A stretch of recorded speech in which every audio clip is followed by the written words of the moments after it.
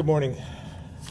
I want to start by acknowledging the enormous amount of heartache and empathy Vermonters are feeling for families in Israel who are dealing with an enormous amount of pain and suffering following the heinous acts of terror committed against innocent civilians over the weekend. What we're seeing is barbaric, the senseless killing of women, babies, and the elderly by Hamas. We watch in horror, and the violence is unspeakable. I reached out to Rabbi Toby Weissman and asked her to share with our fellow Jewish faith leaders to give our support, unwavering support to them through what is an incredibly difficult time. Later today, I'll be participating in a briefing with the White House and the nation's governors to better understand what we're doing as a country, as well as what we can do as states to assist our allies.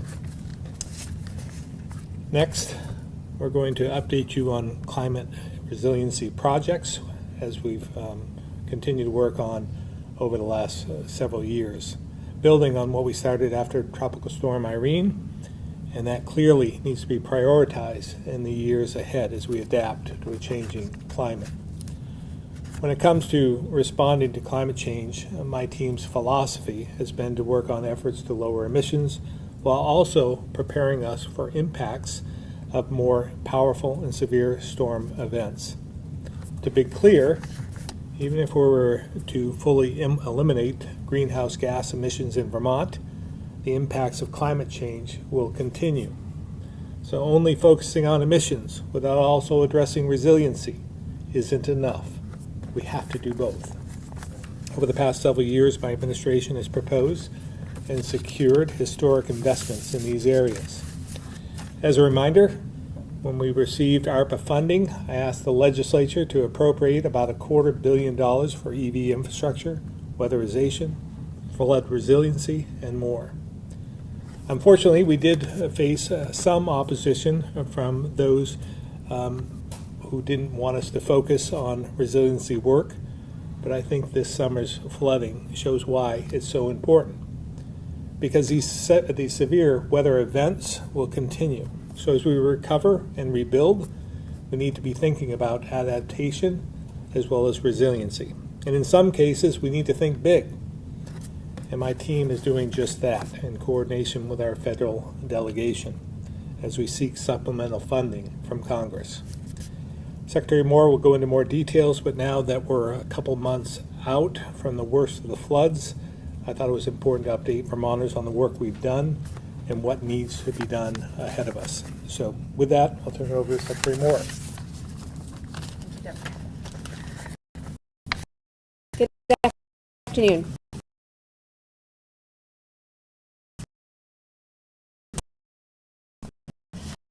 The context of our changing one we're seeing, much of the state was actually at the end of June of this year, which seems impossibly far behind us. Heat waves both earlier in the summer, thinking back to May, as well as later into the fall, and increased health risks from air pollution and disease. Vermont is continuing to take steps to better cope with and effectively recover from this wider range of environmental conditions, to be able to anticipate, prepare for, and respond to extremes. It is the essence of becoming more resilient. And there are both infrastructure and natural systems components of thinking about resilience in the face of climate change. Vermonters and Vermont communities need access to clean water, safe roads and bridges that are able to withstand high flows, and affordable, energy-efficient housing. Vermont's wildlife, both animals and plants, species, and ecosystems, require connected habitats that support their ability to adapt and move across the landscape. That said, resilience is not synonymous with eliminating all risk, and it's important to keep in mind we can't simply snap our fingers and become resilient. It requires a long-term commitment and a workable plan. Obviously, the path of every storm, rainfall amounts, and what debris ends up where is different each time, so it can be difficult to make a direct comparison between events. But all indications are that the programs and projects undertaken to repair damage created by Tropical Storm Irene and improve resiliency performed very well this summer. In the coming years, it'll be imperative to continue to build on this work and implement the programs and projects both to build back better and make proactive investments that enhance resilience. To my mind, this work can be organized into 4 broad categories: investing in nature-based solutions, flood-proofing and hardening existing infrastructure that needs to remain in vulnerable locations, designing and maintaining reliable infrastructure, not only in current conditions, but in light of future climate conditions, and being ready with fast, effective response and recovery.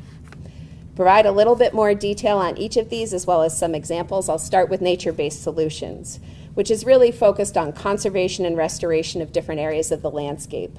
Things like protecting and restoring wetlands and floodplains, giving rivers room to move and spill over their banks without causing catastrophic flooding, as well as conserving large woodland tracts to ensure forests remain forests, both to stoke away stormwater and protect biodiversity.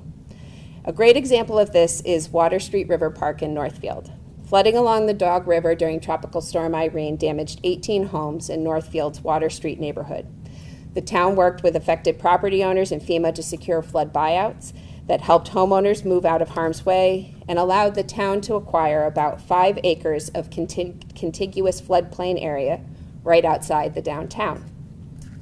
That 5-acre area is now known as Water Street River Park and has walking paths used by community members as well as their dogs and access to the river for wading and fishing. The park has also reduced flood risk and enhanced the downtown. Floodproofing or hardening of infrastructure, on the other hand, are changes made to reduce or eliminate flood damage to buildings, including things like water and wastewater facilities.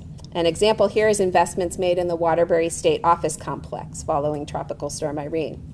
Specifically, all mechanical, electrical, and plumbing systems in the complex were moved from basement areas to higher floors, and the basement was then filled and structurally reinforced so that now the lowest floor elevation in those historic buildings is above the 500-year flood level. As a result, the Waterbury State Complex experienced only minimal damage during the July 2023 flooding and was fully open and operational within 2 weeks' time. Thinking about infrastructure further, we need to think about how we make design decisions with not only current but future climate conditions in mind, and keeping up with needed maintenance and improvements to existing infrastructure assets. Things like ensuring the reliability or removal of the hundreds of dams throughout Vermont, as well as replacing undersized culverts and bridges with wider, sometimes referred to as bankful width, structures that in turn can limit damage during flood events. One need not look any further than Vermont Route 100 and 107 in the Bethel-Killington-Stockbridge area. Following Irene, these roadways needed to be fully reconstructed, and as part of that work, damaged or destroyed bridges were replaced by new structures with increased waterway openings. In addition, hundreds of tons of large diameter rock was used to reinforce particularly vulnerable sections of the roadway. And although 100 and 107 required temporary closures during the July and early August flooding, the roads reopened quickly and required relatively modest repairs.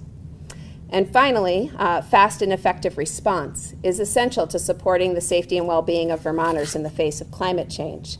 Some of the best examples here can feel relatively mundane, but are important. Things like established collaborative relationships between A&R river engineers, town road foremen, and the Agency of Transportation, and developing emergency permitting guidelines and the ability to waive 30-day public comment periods during a declared state of emergency. Ultimately, as the governor noted in his remarks, we know we need to continue to work to curb our greenhouse gas emissions and invest in the programs and projects that will make Vermont more resilient. The team at A&R, including our Climate Action Office, helps improve resiliency through science-based monitoring and analysis, information sharing, public outreach and technical assistance, and providing grants and cost-share opportunities to support the implementation of sustainable, effective projects. What I hope you will come away from is a clear sense that we have a good understanding of the work that needs to be done to continue to improve and enhance resilience that was only reinforced by dividends paid this summer from the improved coordination, education, planning, and implementation that Vermonters have engaged in since Irene. And with that, I'll turn it over to General Roy. Thank you, Madam Secretary. I'm always amazed at the governor's staff. On different calls we have, I hear Secretary Moore talk about everything from wastewater treatment plants to bridges and the like. So she and Secretary of Transportation and the whole team, it's just such a pleasure to work with. And as a Vermonter, it truly is a blessing, sir. So thank you for the opportunity to work with your team. A couple quick comments to make today. As we were approaching October 12th for the closure of the incident for the Individual Assistance Program for registration, we recognize that we're getting a number of eligible applicants day after day after day. And so the state did an analysis, and based upon their analysis and the work with our individual assistance team, we recognize that there's probably room for additional opportunities for people to apply for assistance. So at the state's request, FEMA has approved the expansion of the individual assistance registration period to the end of the month, the 31st of October. So it's a great opportunity for us to continue to assist those who have been impacted by this disaster. I appreciate all the work that you have done and putting the word out on how to apply for FEMA assistance. We're working with the state on which the disaster recovery centers will keep open, and so there'll be more information on that to come. We do know that for the Barry Auditorium, because of already planned areas, we're going to have to close that one. That is our busiest one, but the governor and his team are helping us find another location that will be as accessible as the Barry Auditorium had been, so there'll be a slight delay. We are keeping Waterbury open to the end of the week, at least, to be able to serve as a buffer for that. And then we're taking a look at Ludlow to see how long that will continue to stay open as well. And as a reminder, the disaster recovery centers are not just a place for people to go to register. They're really for a place to go when they have questions about letters they get on their eligibility. So that the staff there can help them work through and negotiate, what can be, sometimes unfortunately a confusing process. In addition to that, we continue to work with the state on the public assistance program. We are now at 199 applicants between small towns, as large cities, as well as private nonprofits, and we've already developed 649 projects. For an estimated cost of $143 million. That does not include, in the totality of it, the Agency of Transportation nor Buildings Grounds. So I suspect that will most likely end up over $200 million, similar to Irene. And we're working very, very closely with the state on hazard mitigation programs. There's two programs that we work in FEMA for hazard mitigation. One is under Section 406 of the Stafford Act, and that's associated with public assistance. And so it makes a damaged facility more resilient. And then 404 mitigation is looking at the totality of what could be utilized, the money that's set aside from this disaster. Typically 15% of the money for a disaster is set aside for the Section 404 mitigation, and those can be used for such things as buyouts, as the Secretary spoke about, as well as other projects to make the state more resilient. And so, again, we appreciate your consistency in putting out the word on ability to register for assistance from FEMA for individuals. And at the end of the month, we'll give you a closeout as to where we are.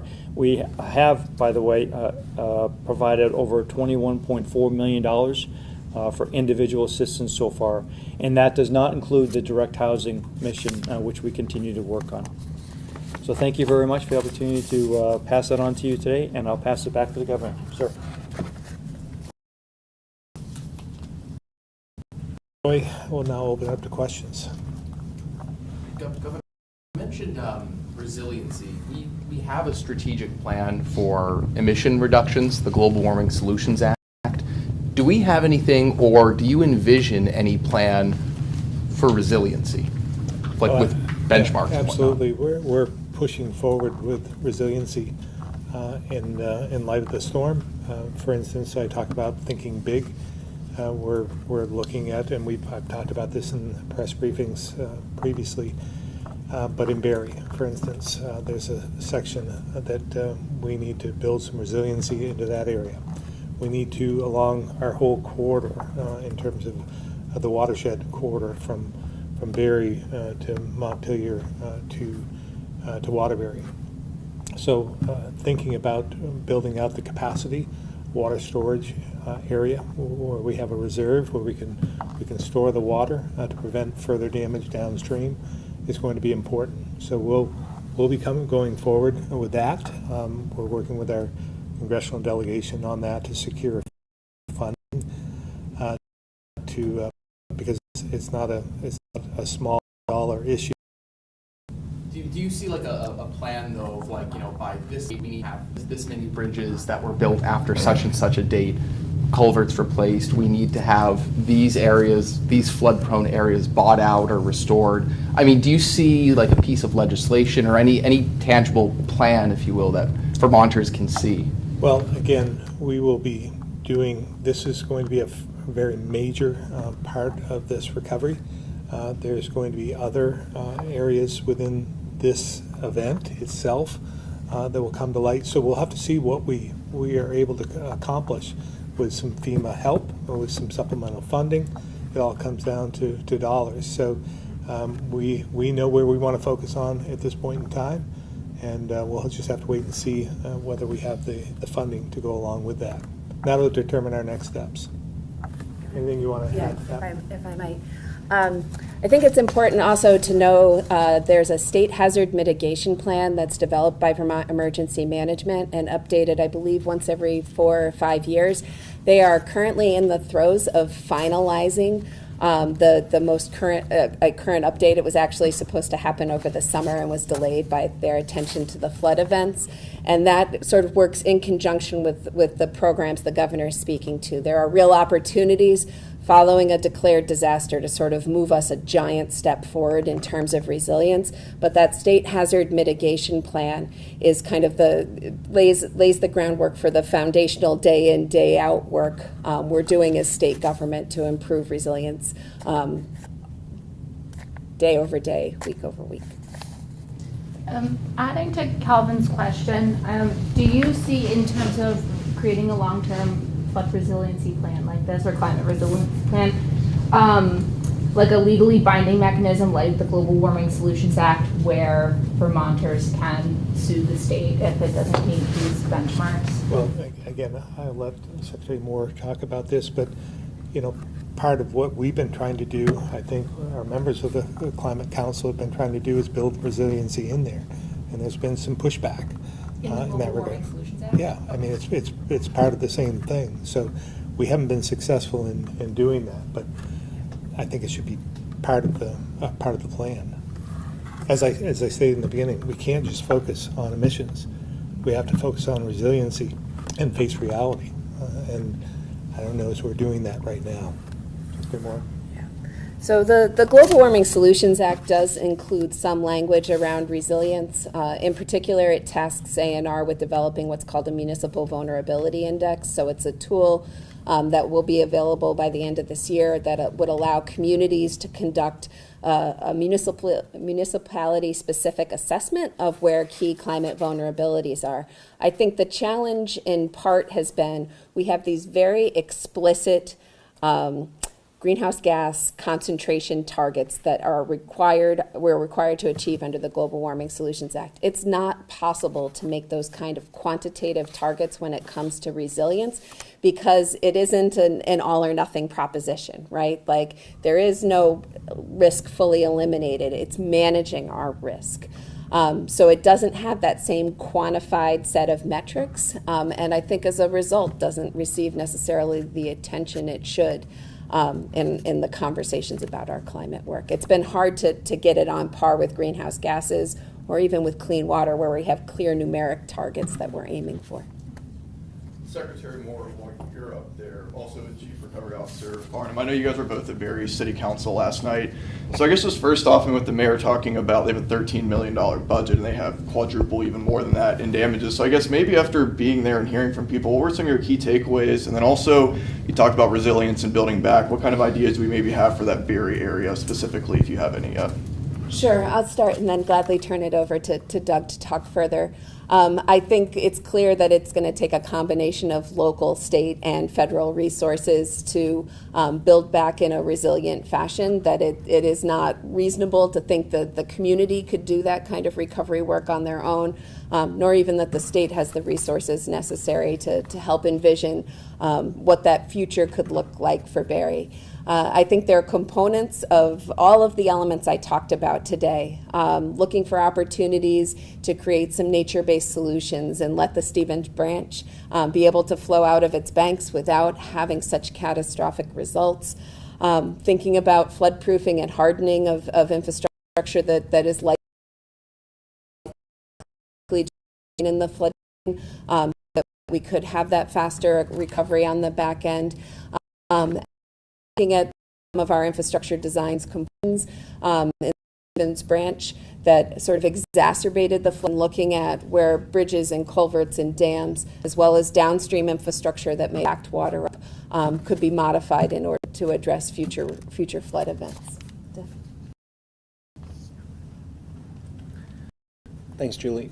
Doug Farnham, Chief Recovery Officer. I would start off by saying one reason last night is that if you look at the debris pulled out of Barry, the individual assistance awards, the number of heating systems that are still out of not working properly, Barry suffered roughly 2.5 times the damage of the nearest community, which Montpelier also had very significant damage, right? But Barry's metrics are all add up to be about 2.5 times.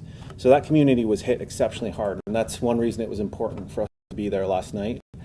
I think aside from the specific resilience and river elements, we need to balance that approach with housing investments, infill investments that are outside of the floodplain, mitigate what we can if it has to be inside the floodplain, right? Many of our villages and towns, we're not going to be able to move that far away from the river, right? We're restricted on the reality of where we developed, and we have to make the best of the footprint that we have.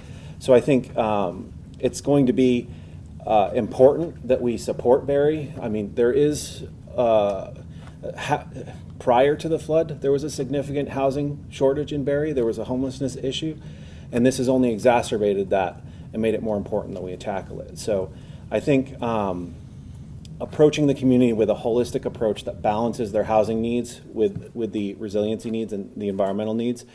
And the community seemed very interested in that last night. So I do think there's a lot of energy, and as the governor said, we're going to need federal funds to make it happen. It's a big project, it's a big concept, and it's not something we would be able to fund on our own. I guess speaking of the adaptation and resiliency, Secretary, that part of that, like hardening buildings, like Waterbury bringing our utilities above the floodplain. Do we have any update of what that looks like, or how that work is going at the state office or the Cap complex and Department of Taxes? We're moving forward. It takes some time to do everything that needs to be done. But in the Kappa complex, the buildings are back online. Child Center opened back up in 109. So things are moving forward, but it still has a way to go in terms of insulation and making sure everything is safe to go in the rest of the building. So it's going to be months before that's ready to be occupied. Any idea on the price tag on it's a big price tag. Again, I don't know if we've come to full conclusion on the amount, but it's significant. Especially when you add all of them together, 109, 133, and all the other buildings that were impacted.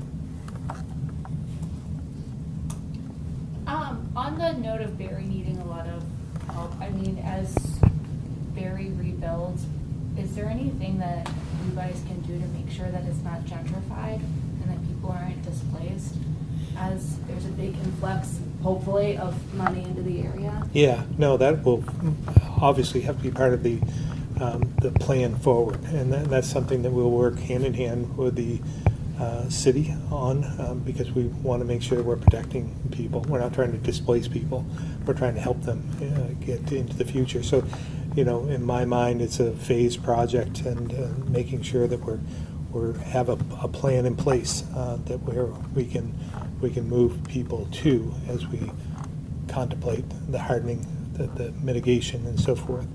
And as well, I think it's important to note and I've said this before, but anything we can do upstream in terms of storage capacity, water storage in particular, will help those downstream. So when we're thinking about Barry, big project there, we are also faced with the central garage and what happened on the backside of the river there with the mobile home park, and trying to determine whether we rebuild there or not. And then we increase storage capacity to help Montpelier. So it's all connected in some way. How long do you think you'll be up here? I believe we'll be here for another 2-3 months. And then back to Pavilion? Yes. Okay.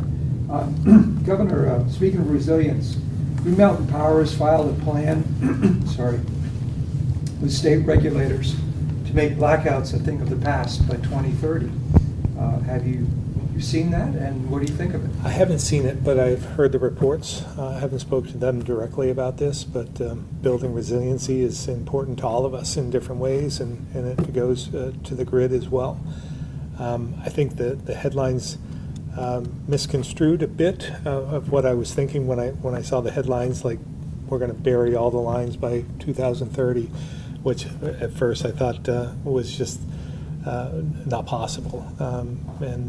So when I read further in, they're talking about building overhead line resiliency, keeping some, maybe burying some, providing for battery storage in individual homes and so forth. I think that all makes sense. But what's the price tag? Who's going to pay for it? Are all questions that need to be flushed out, and that's what the PUC will be doing. I don't know if this is a question for Will or for the governor, but with the FEMA IA registration deadline having extended to October 31st, what's the status of the Small Business Administration loan deadline? I don't know. Thank you for bringing up our number one partner. They will continue on just as we have, and also, while we couldn't do individual assistance in Addison because they didn't meet the indicators,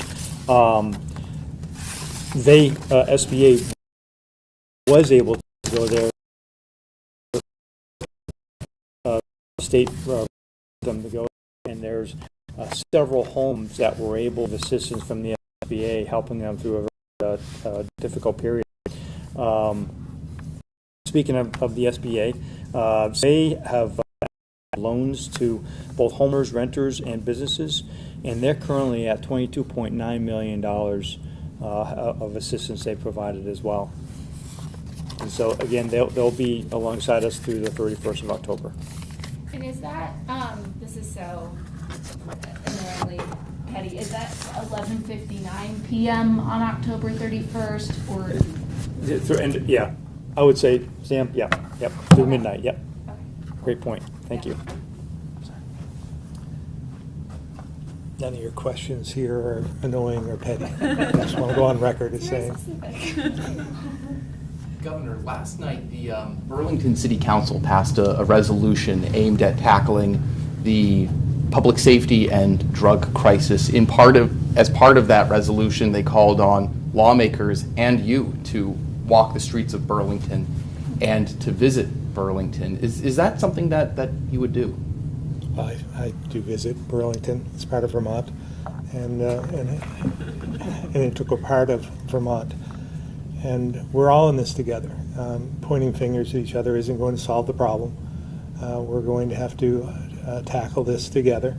We have a plan forward that has been exacerbated by many, many different things. The flooding, for one, pandemic, another. I think fentanyl and xylazine have complicated things because that's a border issue.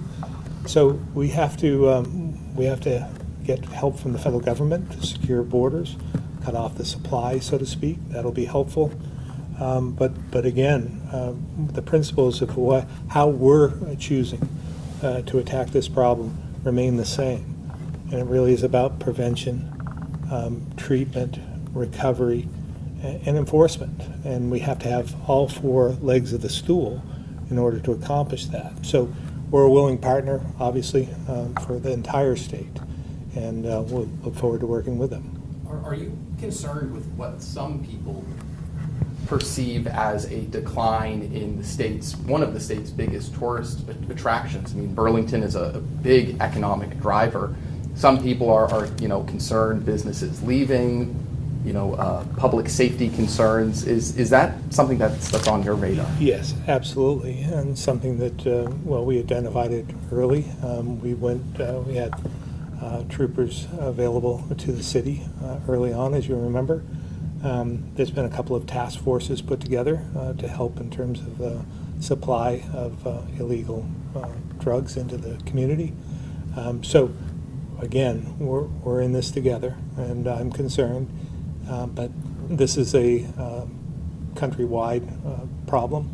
It's not just Burlington. It's not just Vermont. It's across the country. I guess the last question. You mentioned, leading into prevention and treatment.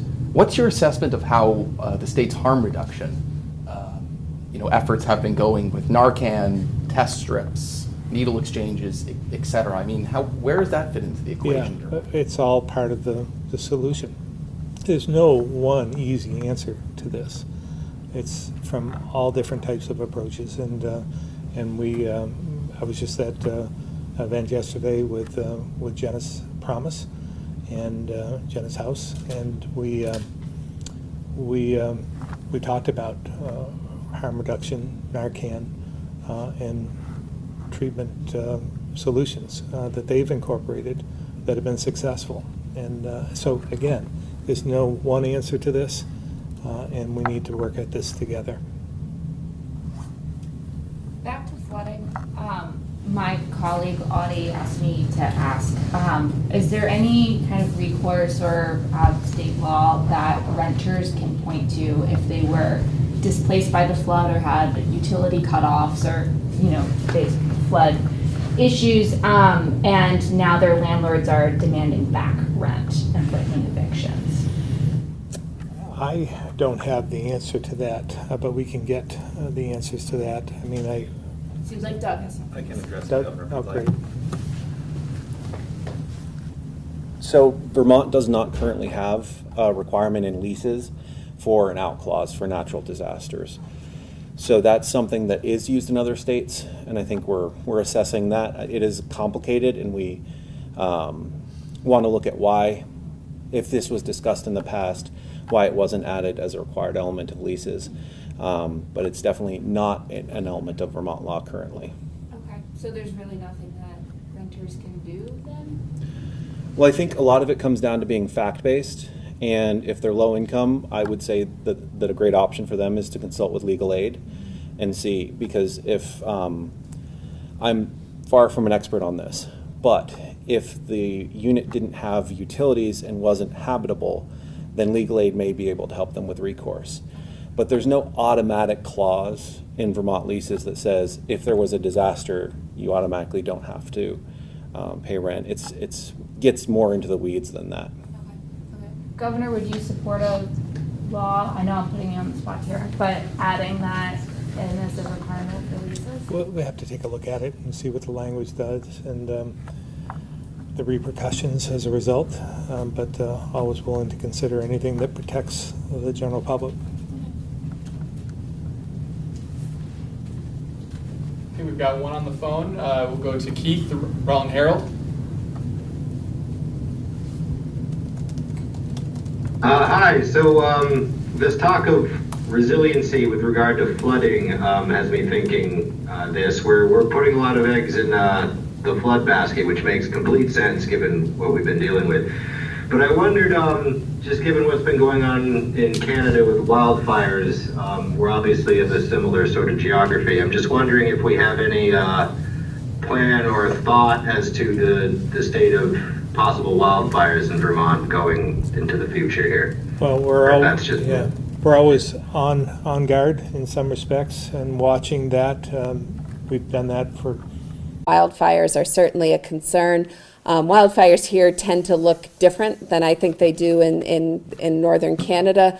We tend to have smoldering fires that stay underground, but that makes them no less concerning, and there is need for strategies to address them as we continue to contemplate what our climate future will look like. Thank you.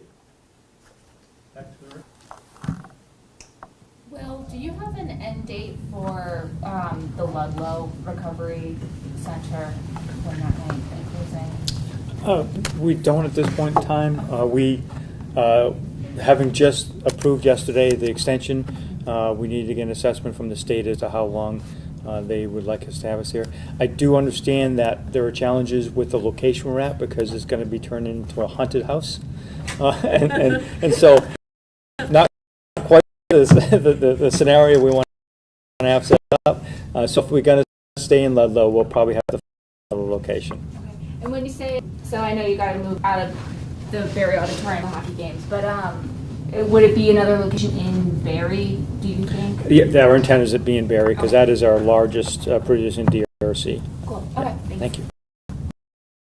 So where do we stand with the FEMA trailers in Montpelier timeline? And also, there were some in the Upper Valley, if I'm not mistaken, right?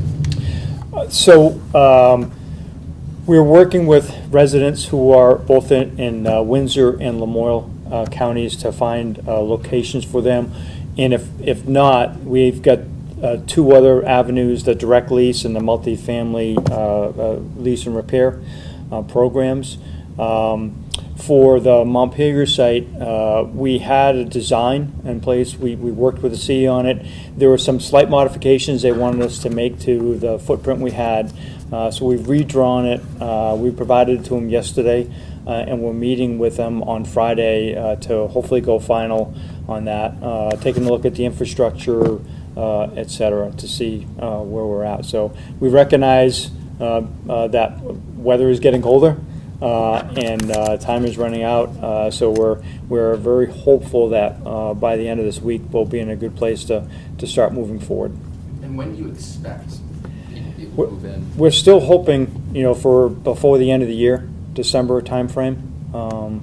Once they start, they move pretty quickly. And are there still, 7 trailers that are stationed Yes. here? Yep. And then I you think get more there's than one that? here, and I think there's 6 down at the staging area. Yep. Okay.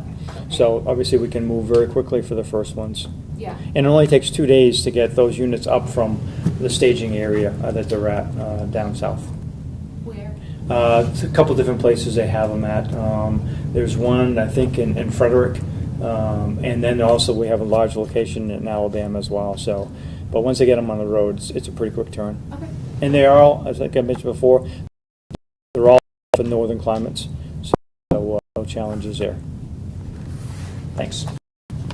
Do we also have an update on how many people still have heat or haven't been contacted? Where we stand with the heat I situation? don't believe it's changed a whole lot from last week. We're trying to make ones holding the cards at this point. Governor, one of the judges you appointed, Justin Jiren over in the county, has been black over there, releasing felons. Does this give you any pause to your appointments, to be them in particular? What's your plan for that? Yeah. Well, we have been asking. Did you make a mistake? with him in that regard, do you think? I don't believe so. I think that I have to have faith in his judgment and what he's doing, and I don't know anything about the specific cases, but I think he made it to the next level to become a judge because I had faith in his integrity and ability to make those decisions. So I will have to acquiesce to him on that. Thank you.